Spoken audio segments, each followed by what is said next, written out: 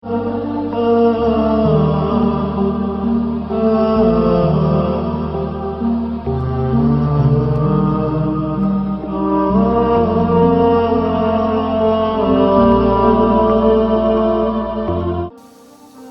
الرحمن الرحیم اللہم صلی علی سیدنا محمد وعلی آل سیدنا محمد وبارک وسلم وصلی علیہ۔ السلام علیکم ورحمۃ اللہ وبرکاتہ۔ جی ناظرین کرام، الحمدللہ ثم الحمدللہ، اللہ تبارک و تعالیٰ کے فضل و کرم، اس کی عنایت سے ہمیں پہلی شب 21ویں شب بھی نصیب ہوئی۔ اب اس کے بعد آج 23ویں شب ہے، اور 23ویں شب بھی سبحان اللہ یہ بھی طاقرات ہے، کیونکہ پیارے کریم آقا علیہ الصلوۃ والسلام نے ارشاد فرمایا کہ شب قدر کو رمضان المبارک کے آخری عشرے میں تلاش کرو، اور آخری عشرے کی طاقراتوں میں تلاش کرو۔ ناظرین کرام، رمضان المبارک اپنے اندر اتنی رحمتیں برکتیں سمیٹا ہوا ہے کہ سبحان اللہ پہلے عشرے کے اندر بھی بڑی رحمتیں تھیں، دوسرے عشرے کے اندر بھی تھی، تیسرے عشرے کے اندر تو بہت ہی خاص ہے۔ اور پھر سبحان اللہ کسی بھی چیز کا نچوڑ ہوتا ہے نا، تو کہتے ہیں کہ یار یہ ایک خلاصہ ہے، پھر اس کا یہ خلاصہ ہے، پھر یہ اس کا نچوڑ ہے، یہ اس کا لب لباب ہے، اس کا آخر ہے۔ تو یقیناً رمضان مبارک کا آخری اور نچوڑ جو ہے یہ طاقرات ہیں، اور طاقراتوں میں ایک رات شب قدر ہے۔ اب نہ جانے وہ 21ویں شب تھی یا 23ویں شب ہے، یا پھر 25ویں ہے یا 27ویں ہے، یا پھر 29ویں ہے، واللہ اعلم بالصواب۔ لیکن اب سبحان اللہ آج 23ویں شب ہے۔ 23ویں شب کی کیا خاص اعمال اور وظائف ہیں بزرگان دین کے معمولات میں سے؟ اس طرف بڑھنے سے پہلے پیارے کریم آقا علیہ الصلوۃ والسلام کی ایک حدیث مبارکہ، جس کے راوی سیدنا ابو ہریرہ رضی اللہ تعالی عنہ ہیں، فرماتے ہیں حضرت ابو ہریرہ رضی اللہ تعالی عنہ سے روایت ہے کہ رسول کریم صلی اللہ علیہ وسلم نے فرمایا کہ 3 آدمی ہیں جن سے اللہ تعالیٰ قیامت میں بھی کوئی کلام نہیں کرے گا، اور ان کا تزکیہ بھی نہیں کرے گا، یعنی کہ ان کی باطنی پاکیزگی بھی انہیں نصیب نہیں ہے۔ اور ایک روایت میں ہے یہ بھی ہے کہ اللہ تبارک و تعالیٰ ان کی طرف نظر رحمت بھی نہیں فرمائیں گے، اور ان کے لیے آخرت میں آقا علیہ الصلوۃ والسلام نے ارشاد فرمایا کہ دردناک عذاب ہے۔ نمبر 1 کون سا ہے؟ نمبر 1 بوڑھا زانی، یعنی کہ وہ شخص جو بوڑھا ہے، عمر کے آخری حصے میں ہے اور بدکاری کے اندر مبتلا ہے، تو فرمایا کہ اللہ تبارک و تعالیٰ اس کی طرف نظر رحمت بھی نہیں فرمائیں گے، اور فرمایا کہ اس کا تزکیہ بھی نہیں ہوگا، اور اللہ کریم اس سے کلام بھی نہیں فرمائیں گے۔ نمبر 1 بوڑھا زانی، اور نمبر 2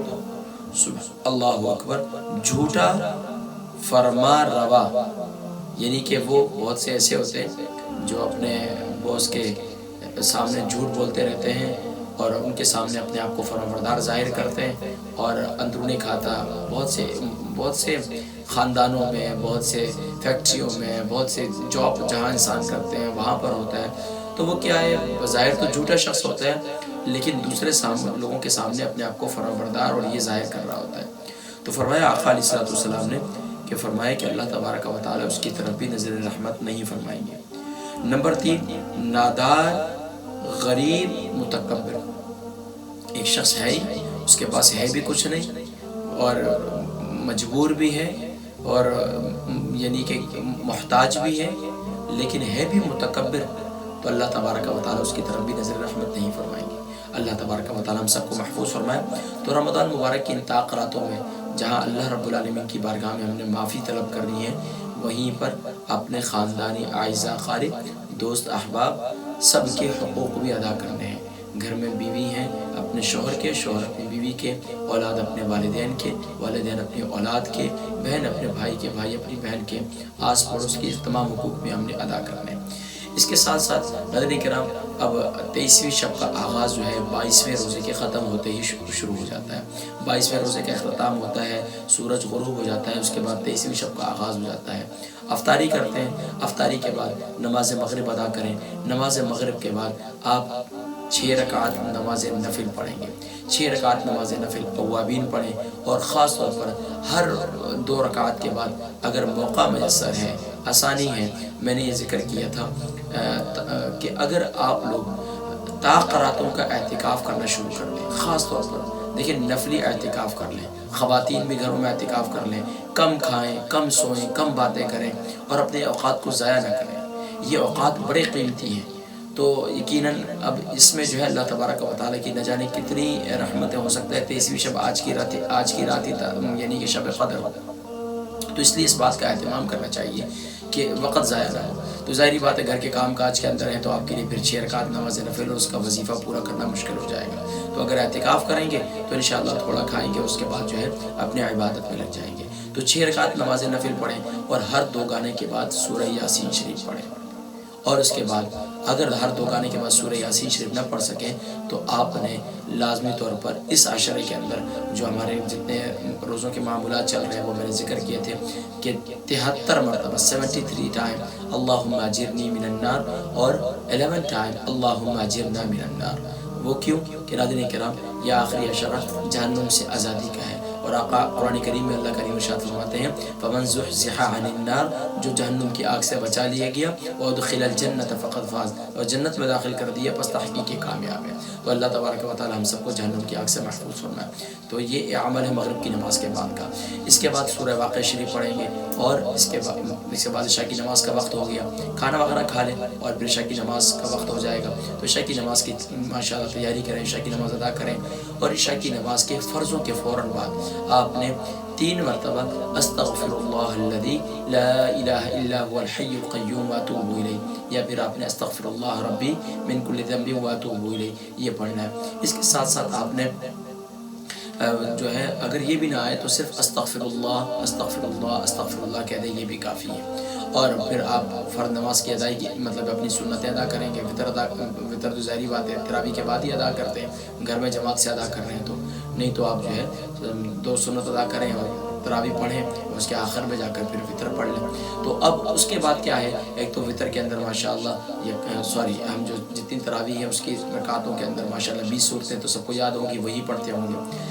اس کے ساتھ ساتھ اگر 20 صورتیں یاد نہیں تو سورہ اخلاص کی کثرت کریں، سورہ اخلاص کی کثرت کریں، اور سورہ اخلاص کے بعد پھر آپ جب تراویح سے فارغ ہو جائیں تو آپ اس رات میں 100 مرتبہ سورہ قدر کی تلاوت کریں، 100 بار سورہ قدر کی تلاوت کریں۔ اور اس کے بعد پھر عشاء کی نماز کے بعد کیا ہے، ظاہری بات ہے پھر آپ کے اور معمولات ہے، قرآن کریم کی تلاوت، خاص طور پر سورہ سجدہ